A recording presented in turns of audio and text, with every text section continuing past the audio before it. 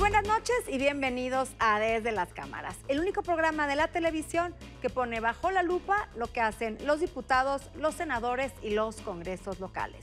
Y el titular del INE, Lorenzo Córdoba, presentó un amparo para que no le reduzcan el salario como al resto de los funcionarios que ganan más que el presidente de la República. Hace algunos años su nombre cobró relevancia cuando intentó construir un palacete para albergar las oficinas del INE. Y hoy Lorenzo Córdoba vuelve a dar de qué hablar luego de que interpuso un amparo para evitar que se le reduzca el sueldo como lo propuso el presidente. Desde el gobierno lo visualizan como una resistencia a perder privilegios. Es muy pues llamativo que incluso se estén amparando altos funcionarios para que a ellos no les aplique las limitaciones de salario. Es decir, esta ley de salarios máximos o esta ley de percepciones de los servidores públicos. Porque hay mucha resistencia política, hay mucha resistencia de los intereses que están en juego. Y desde el Poder Legislativo ven a Lorenzo como alguien que se rehúsa a soltar la ubre a pesar de la exigencia ciudadana. La población no solamente elige gobernantes, ni servidores, ni gobernantes y representantes, sino también te manda mensajes de lo que no quiere. Y lo que no quiere es corrupción y altos salarios.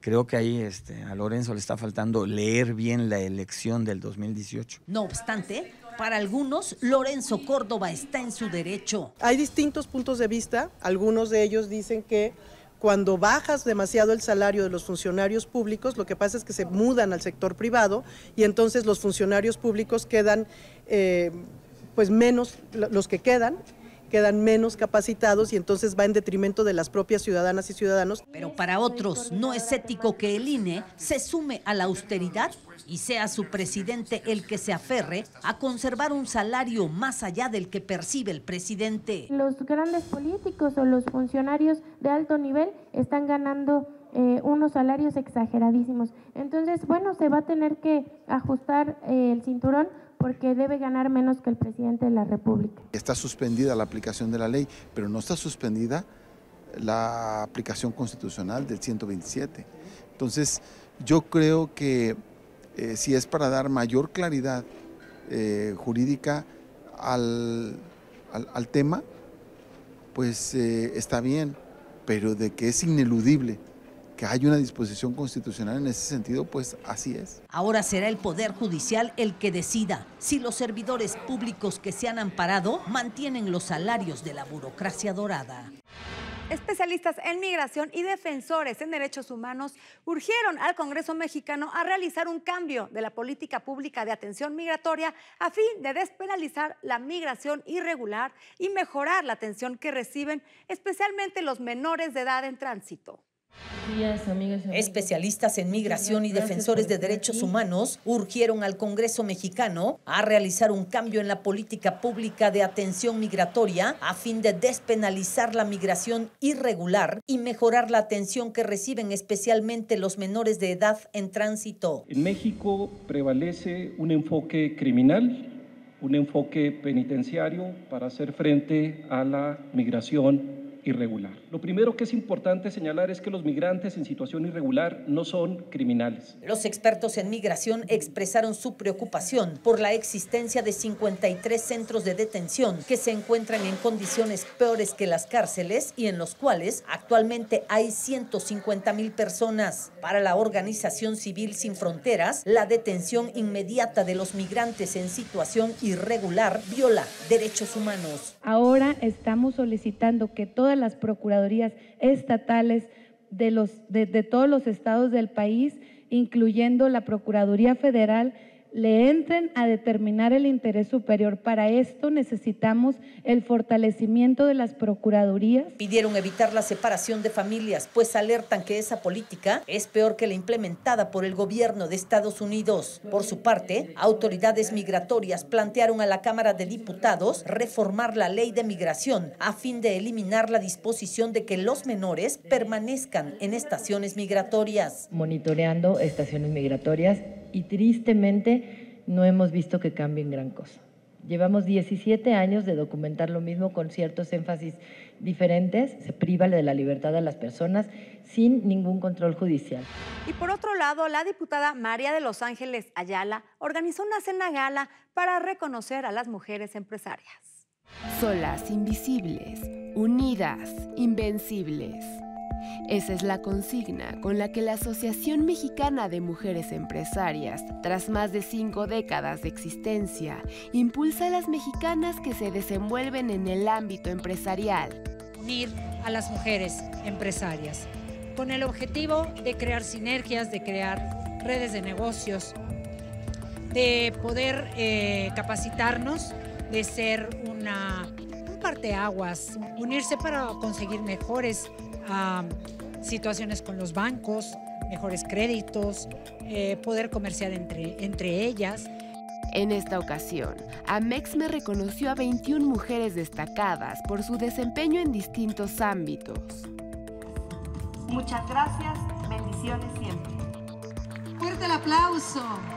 Muchas felicidades, Norma Araceli Díez. Es muy importante primero reconocer el esfuerzo que muchas mujeres están haciendo desde sus estados, sus ciudades, contribuyendo a la economía del país, generando empleo a más mujeres. El objetivo de la asociación es compartir ideas y creencias diferentes para fortalecer la actividad económica de cada empresaria, alcanzar juntas la igualdad de oportunidades y conquistar nuevos espacios.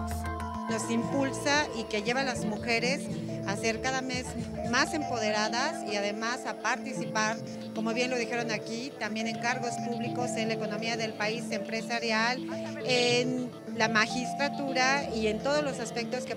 La Asociación Mexicana de Mujeres Empresarias nació en 1965. Tiene 60 capítulos en México y un círculo de negocios en 29 estados de la República. Y ahora vamos con la entrevista que nos preparó nuestro compañero Víctor Sánchez Baños. Hay un tema que es fundamental para la vida de la humanidad y es el tema de las abejas. Muchos pensarán que son temas triviales, son temas superficiales. La verdad es todo aquello que sea necesario para la supervivencia del género humano, es importante protegerlo y defenderlo. De esto vamos a platicar con el senador Jorge Carlos Ramírez Marín. El asunto es de la mayor gravedad. Yo sé que a veces pintar las cosas apocalípticamente hace que la gente tenga más dudas, pero esa es la realidad. Cuando están muriendo miles de millones de abejas, cuando están desapareciendo millones de colmenas, cuando países tan importantes como Alemania, Francia, empiezan a manifestar su preocupación porque se están quedando sin abejas, cuando en Estados Unidos se tienen que rentar abejas para poder hacer la función polinizadora, cuando ya la ciencia está pensando en crear robots para la polinización, que no para la producción de miel, solo para la polinización. Estamos frente a un problema grave y siendo la abeja una parte de la naturaleza, es un problema que nosotros hemos creado. La desaparición de las abejas es culpa del hombre, del ser humano. Y por lo tanto, yo me he trazado esta meta de, en primer lugar, hacer visible el problema, que se nos caiga la venda en los ojos, que nos demos cuenta que es en serio, que están desapareciendo las abejas, que estamos teniendo problemas ya en la agricultura y en otras áreas por culpa de su grave disminución. En segundo lugar, me he trazado que todas las cosas que dependan de seres humanos se corrijan, particularmente en nuestro país. Y en tercer lugar, pues cuando se trata de mi tarea como legislador, me propongo que efectivamente todas las leyes que pueden enfocarse a proteger a las abejas, defender su hábitat, proteger a los apicultores, facilitar la apicultura como un arte, además de una producción, yo creo que tengo que hacerlo. Estamos hablando de que en México estamos cerca de perder ya el 50% de las colmenas que teníamos hace 5 años.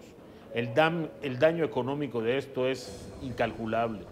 Tenemos afectaciones en el costo de la producción agrícola, tenemos afectaciones en lo que se disminuye la producción agrícola, por no decir de las exportaciones de miel que han caído más de un 50%. Afortunadamente, las abejas existen y son más cuando hay apicultores. El primer tema es que rescatemos a los apicultores, a los que cuidan a las abejas, a los que les brindan un hogar, a los que les dan alimento cuando les hace falta, a los que cuidan que regresen, que no entren afectaciones a las colmenas por virus. Ellos son la parte más importante. Y lo más bonito de esta ocupación es que la mayor parte de ellos son mujeres. Entonces, para mí, en primer lugar está la protección y el apoyo para las mujeres apicultoras. Inmediatamente después, atajar los temas que dependen de cuestiones tecnológicas. ¿Qué está matando a las abejas? Los plaguicidas. Hagamos leyes que defiendan a las abejas en este sentido. En tercer lugar, el aspecto económico. ¿Cuánto necesitamos para que la apicultura sea otra vez, como lo ha sido en otra época, una actividad de la que puedan depender las familias mexicanas, que puedan vivir de eso? Esos son mis 3 propósitos. Y ahora vamos con nuestra experta en temas financieros. Por supuesto, vamos con Alicia Salgado. Hola muchachos, ¿cómo están? Qué gusto de saludarles. Esta semana se está efectuando la convención bancaria. Esta convención, la número 82, tiene por título con visión de futuro y sobre todo porque va a ser un replanteamiento interesante sobre el momento que vive la banca y también los requerimientos para acompañar a la administración de López Obrador para mejorar la inclusión financiera, tener una mayor permeabilidad social. Creo que ese es el tema más importante y particularmente hacerlo a través del aprovechamiento íntegro de la evolución tecnológica asociada a los aparatos digitales, esto es al Internet móvil y a los teléfonos inteligentes o no inteligentes.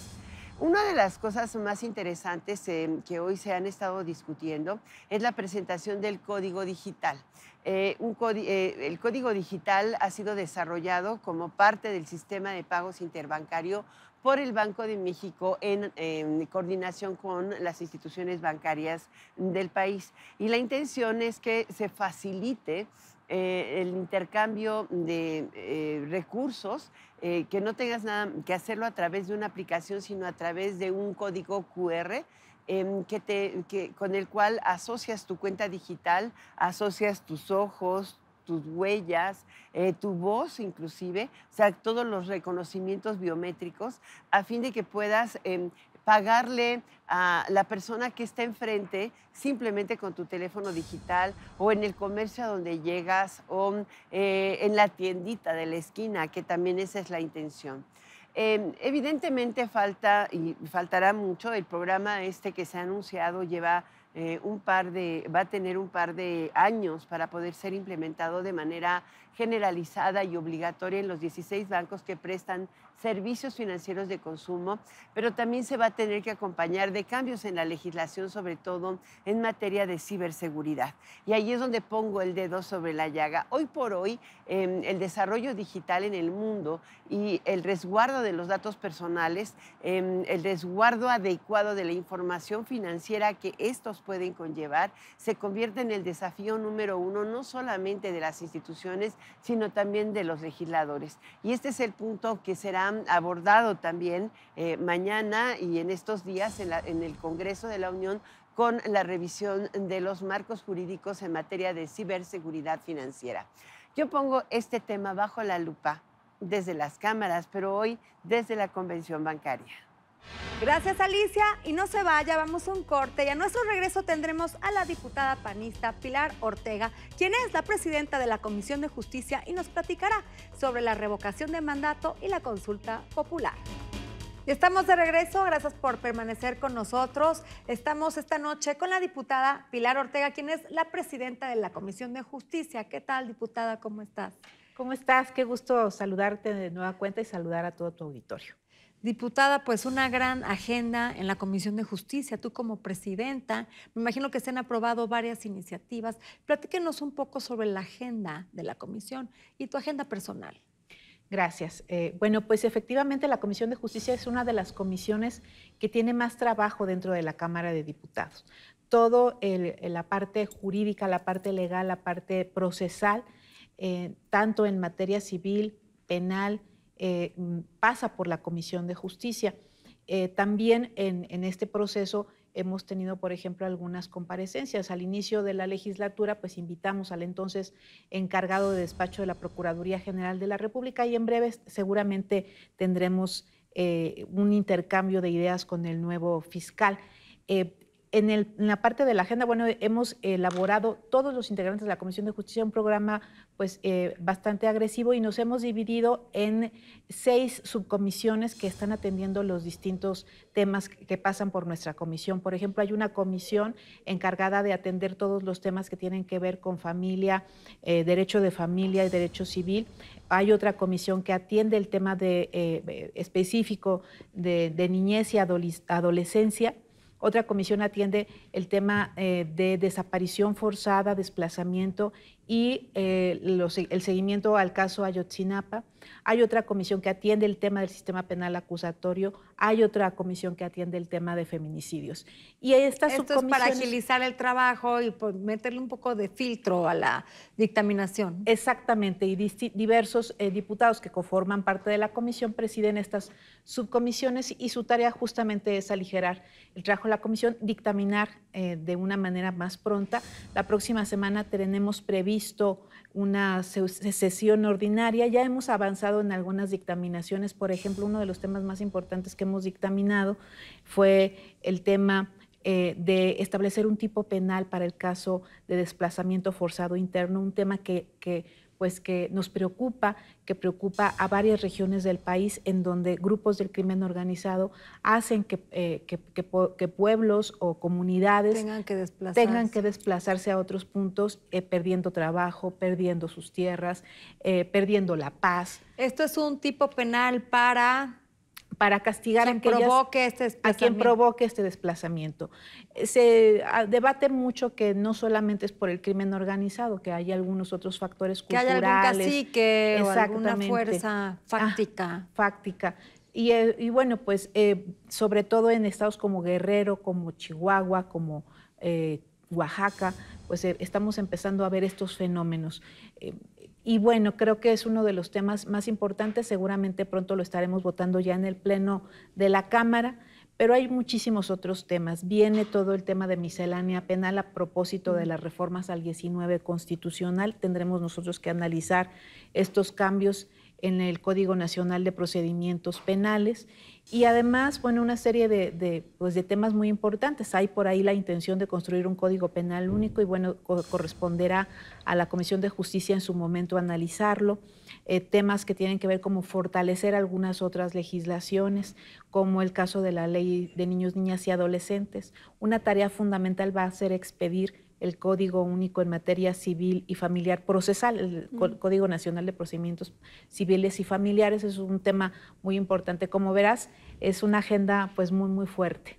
Muy fuerte. Y bueno, la semana pasada se aprueba la revocación de mandato, que bueno, yo me acuerdo, yo he sido 2 veces diputada federal y en todas mis legislaturas se ha intentado dictaminar, aprobar una iniciativa sobre revocación de mandato, pero bueno, es la primera vez, después de varios años, que se aprueba la revocación de mandato. Explíquenos a la gente que nos está viendo, el auditorio, ¿qué es la revocación de mandato y qué implicaciones tiene?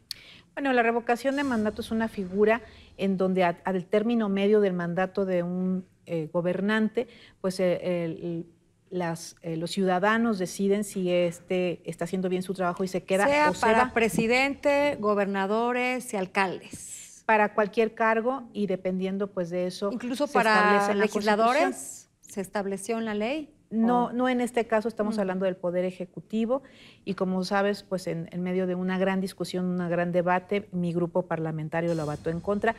Vamos a ver qué pasa en el Senado de la República. Seguramente será un tema muy discutido, debatido, por lo que pudiera implicar.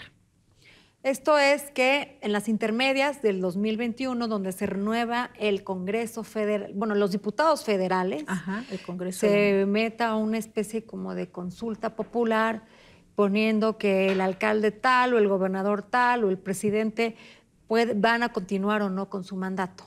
Sí, en este caso, pues estaríamos hablando, para el caso de esta reforma, pues del presidente de la República, porque estamos hablando de un mandato de 6 años, y al término de la mitad del mandato, el presidente en este caso será sometido junto con los otros candidatos de otros puestos para que los ciudadanos decidan si se vota porque permanezca en el puesto. Esto implica algunas cuestiones que, a decir de los legisladores de Acción Nacional, de los cuales yo formo parte, pues implicarían algunos peligros. Por eso propusimos algunos cambios importantes. Acción Nacional ha venido enarbolando temas como consulta popular y revocación de mandato desde hace mucho tiempo.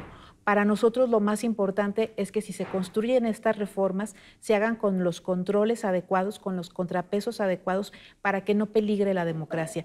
Y así lo hicimos y por eso lo votamos en contra, pero estamos esperando que la colegisladora lo analice. Nosotros confiamos mucho en que el Senado pueda corregir estas deficiencias que se fueron de la Cámara de Diputados. O sea, esperamos que estas nuevas herramientas de la democracia de este país sean vigiladas por el INE y entren dentro del conteo del INE, es decir, que las personas vayan a votar con su INE vigente, con todos los procesos y las reglas y los candados que tiene ya el INE establecidos para una elección normal. Sí, eso es una de las cosas que puso en la mesa Acción Nacional. Consideramos que tanto para la revocación de mandato como para la consulta popular, el órgano que tiene que regir este proceso de consulta hacia el ciudadano es el propio Instituto Nacional Electoral.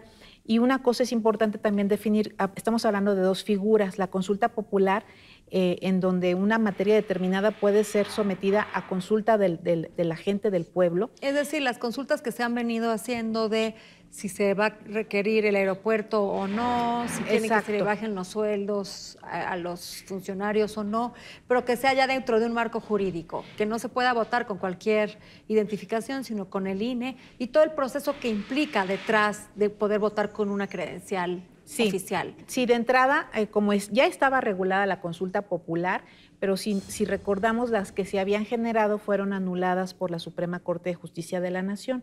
Entonces, sí es necesario reformar lo que hoy tenemos. Ahí también nosotros pusimos en la mesa algunos temas que no se tomaron en cuenta. Por ejemplo, se reduce el umbral. Es decir, para que una consulta pueda ser sometida en el proceso electoral, tiene que ser avalada por el 2% de los habitantes del país. Entonces, el número era enorme. Para someter siquiera un tema a la consulta popular era prácticamente imposible. Solamente pudieran hacerlo a lo mejor los partidos políticos que tienen con una estructura para difundirlo entre la población, pero el que 2% surgiera del padrón electoral. Del padrón electoral. Ahora con esta propuesta se reduce al 1%, pero Acción Nacional sigue pensando que es muy alto el número. Imaginemos si es una causa ciudadana que se impulsa desde los ciudadanos, ¿con qué estructura ellos van a generar el hecho de tener todas las firmas y todas las credenciales de elector para que lo sancione el INE? Se antoja muy difícil que venga una consulta popular y los costos económicos. Por eso nosotros todavía propusimos que la reducción fuera mayor para efecto de que desde las causas ciudadanas se pudiera promover una consulta popular y no solamente desde el gobierno. Aquí tengo una duda. ¿La consulta popular se va a poder hacer en cualquier tiempo? ¿No va a ser únicamente como candado que sea cuando sea un proceso electoral para colgarse ya desde esta estructura? Es decir, que te entreguen tus boletas y tú votes por tal diputado, por tal senador, por tal alcalde y te entreguen también, tu boleta de la consulta popular en donde te están pidiendo que contestes la consulta. Bueno, ese es uno de los temas que nosotros también estamos proponiendo que se hagan algunos ajustes para que no necesariamente una consulta popular se ligue a una campaña política de determinado partido. Esos son de los temas que yo creo que sea también extemporánea a una elección. Sí, y en esos hay pros y contras. Los pros, bueno, pues es que son temas relevantes para el país, que el país está enterado en que se vayan a la consulta, pero por el otro, el tema de también lo que implica el mover toda la estructura electoral para someter una consulta. Entonces, ahí tenemos que buscar... los costos económicos. Y los costos necesitamos económicos. saber cuánto costaría implementar una consulta popular a destiempo de un proceso electoral. Exactamente, por eso creo que pues nosotros pusimos en la mesa algunas propuestas de modificación que consideramos son importantes para enriquecer este dictamen. No fueron escuchadas en la Cámara de Diputados, esperemos que en el Senado se pueda hacer algo. Bueno, pues un tema delicado, diputada. Vamos a esperar qué ocurre, cómo se discute y se aprueba en la Cámara de Senadores. Muchas gracias por estar con nosotros esta noche aquí en Desde las Cámaras. Pilar Ortega, presidenta de la Comisión de Justicia. Gracias, Adriana. No se pierdan próximo jueves, 11:30 de la noche, el único programa de la televisión que pone bajo la lupa el quehacer legislativo. Buenas noches.